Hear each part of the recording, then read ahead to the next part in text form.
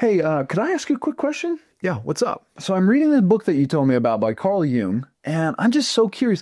When Jung refers to the libido, what is he talking about? Because contextually, it doesn't seem like he's talking about sex drive. So I assume it's something else? Yeah, when Jung talks about libido, he doesn't mean the narrow Freudian sense of just sexual energy. For Jung, libido is more of a psychological life energy. It's the force of desire, motivation, creativity, longing, transformation. It's like the emotional energy and the psychic energy that fuels your thoughts and your inner, we could say your inner images. So chi?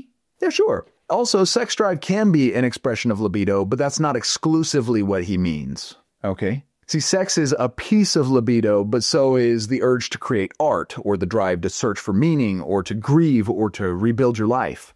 Wild. Okay, could you help me understand why it matters? So in the Red Book, Jung talks about libido in super poetic ways. He says things like, when he descends into the unconscious, he's literally withdrawing libido from his outer world so the inner transformation can begin. What? Yeah, so Jung explains that he's withdrawing energy that's dedicated to his surroundings and his outer world so that he could focus inward because it's essential in order to transform and heal. Whoa. That's wild. Yeah, so for you, it becomes especially relevant when you're feeling stuck or unmotivated or burnt out because it's not just laziness. Your libido might be trying to redirect itself elsewhere, like somewhere deeper. Okay. I have a few questions. Yeah, shoot. You said that descending into the unconscious takes libido out from the outer world and redirects it inward. What the heck does that mean? Yeah, great question. Let's break it down. Most of us live with libido directed outward, towards our goals, careers, people, performance, and that's the normal state of modern life. But sometimes the psyche says, no more, and it pulls your energy inward, towards something unprocessed or unseen or forgotten. And that's what Jung meant. You stop projecting energy into the world and start being drawn into deep introspection, sometimes dreams or symbols, emotions, and sometimes just confusion. And that's more the descent that he's talking about. So is that why I might lose motivation or feel disconnected from everything outwardly? It's just outward chi? Maybe. And if so, it's not a failure, right? It's not a failure on your part. Sometimes it's the psyche reorganizing itself at a deeper level. It can sometimes feel like burnout or existential crisis. It can sometimes feel like depression. Under the surface, it's the subconscious calling you to listen. Okay. And Jung says that depression and inner descent is essential for transformation. He said it was essential for transformation? Yeah. According to Jung, transformation isn't about becoming better. It's about becoming whole. And you can't become whole if you're only living from the surface of who you are. The descent brings you face to face with the parts of you that you've buried. You could say the shadow, right? Your forgotten desires, your fears, and parts of you that you've been ashamed of, or the parts of you that you've emotionally cut off. Whoa. Confronting that, honestly, kind of sounds terrifying. It is. But it's also sacred. You're not just digging into trauma, you're unearthing power by confronting these hidden patterns and the parts of you that you tried to hide away or that you're ashamed of. So that when you come back from the descent, you're not just a fragment of who you were, you're reintegrated with those parts. And when you get rid of the inner shame, it's way easier to connect to the world around you and connect to your purpose in life. That's what Jung called individuation, the return to wholeness. Because the whole you is way more powerful than just a broken piece who has buried parts of themselves that they were ashamed of without realizing it. So it's not about fixing something, it's about facing shame? Yeah, shame and other things. It's about facing it, feeling it, processing it.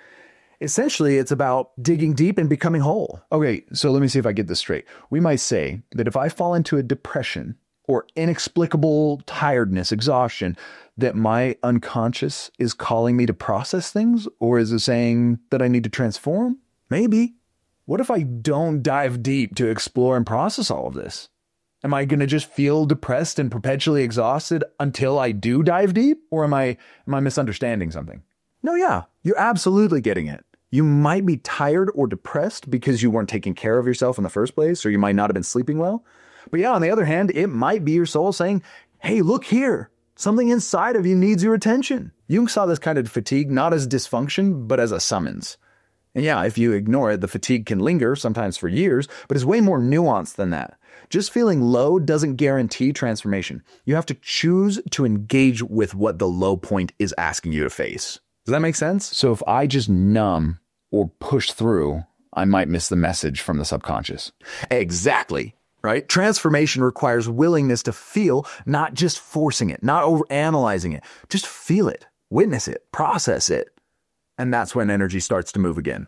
So what do I do with this? Like, how the heck do I apply this? I feel like if I'm feeling perpetually low, and this might be a call to transformation, like, what do I do with that? How do I transform?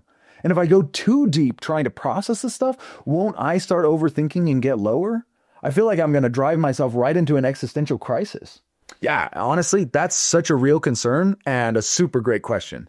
So let's talk about a couple of different things that you can do so that you can engage with the subconscious without drowning in it. Number one is, let me write this down for you. Number one is stillness. Stop escaping. Start listening. Create space, maybe 10 to 15 minutes a day. No fixing, just be present. Ask, what does this tiredness feel like? What am I afraid to feel? And you can write it down or you could just listen. Okay, number two is expression. Let the symbols speak. I would recommend using a journal or art to give your emotions a voice. Jung did both. He did a lot of painting and a lot of writing to try to process this. But I would try asking something like, sadness, why are you here? And then write down what it says. This isn't overthinking. This is channeling the energy in a new way to attempt to understand yourself. Number three is, don't dive in all day, right? Schedule a descent, right? Give it boundaries. For example, do like 1 hour on a Saturday to explore yourself. That way you don't spiral, but you can relate to the depth without being consumed by it.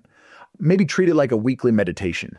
Number four is integration. Like bring something back. Ask, what small truth did I find in the depths? What did I learn about myself? And in what ways did I realize I could be better or that my soul is trying to grow?